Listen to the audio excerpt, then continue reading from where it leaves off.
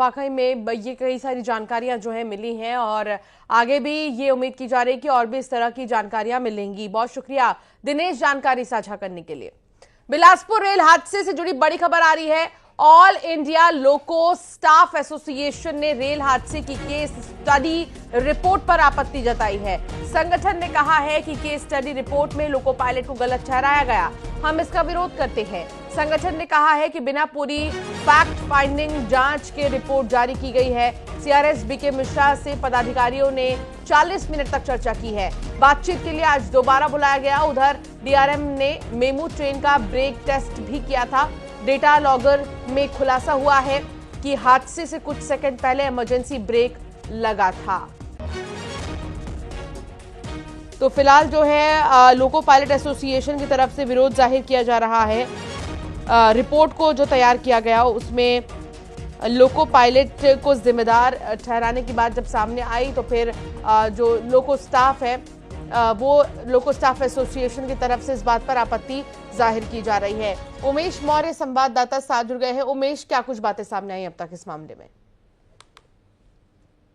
देखिए, 4 नवंबर को हुए रेल हादसे की बारीकी से जांच की जा रही है और यही वजह है कि शुरुआती जब घटना हुई थी उसमें 5 सदस्यीय जांच कमेटी बनाई गई थी, जिसमें उन्होंने एक रिपोर्ट तैयार किया था और ये रिपोर्ट में पाया गया कि जो ओवरशूट की वजह से ये घटना हुई है और इसमें जो लोको पायलट है विद्यासागर उन पर दोषी ठहराया गया है। हालांकि ये प्राथमिक जांच रिपोर्ट है और इसी जांच रिपोर्ट को अब जो है ऑल इंडिया लोको रनिंग स्टाफ ने सीधे तौर पर कहा है कि इसे गलत तरीके से पेश किया गया है। आनंद फानन में ये काल्पनिक रूप से बनाया गया रिपोर्ट है, लिहाजा इस पर इन्होंने आपत्ति जताते हुए सीआरएस जो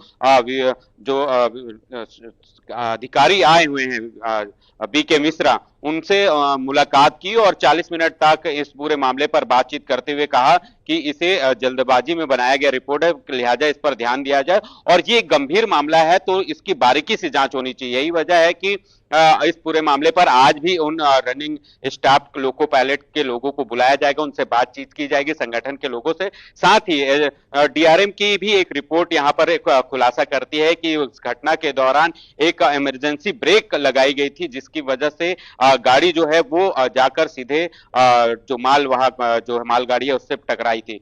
फिलहाल आज भी पूछताछ जारी है। हालांकि ये 7 दिनों तक के जांच की जानी थी, लेकिन इस जांच के दायरे को और एक दिन एक्सटेंशन मिला है, यानी कि बढ़ाया गया है, क्योंकि इसमें अहम जो बिंदु है वो रश्मि राज जो है उनका भी बयान बाकी है, क्योंकि वो असिस्टेंट लोको पायलट थी। उस ट्रेन हादसे की सबसे मुख्य गवाह के रूप में अगर हम कहें तो वो थी, उनका बयान अभी दर्ज होना बाकी है। इसके साथ ही शैलेंद्र चंद्र जो मालगाड़ी के गार्ड थे जिन्होंने कूद कर जान बचाई थी, कल उनका जो है उनसे बयान दर्ज कर लिया गया है। उनके बयान में बहुत महत्वपूर्ण चीजें निकल कर सामने आई हैं। हालांकि ये जांच की रिपोर्ट अभी सार्वजनिक नहीं हुई है, ये तमाम चीज जो है चीजें हैं वो अभी बंद कमरों पर पूछताछ कर अपने एक रिपोर्ट तैयार की जा रही है और फैक्ट फाइंडिंग कमेटी के सामने ये जो है ये पूरी रिपोर्ट पेश होगी। उसके बाद इस पूरे घटना के पीछे का सच जो है वो निकल कर सामने आएगा। जी बिल्कुल, और आप ये देखना होगा कि और क्या कुछ बातें इसमें सामने निकल कर आती है, क्योंकि सबकी निगाहें टिकी हुई हैं इसी बात पे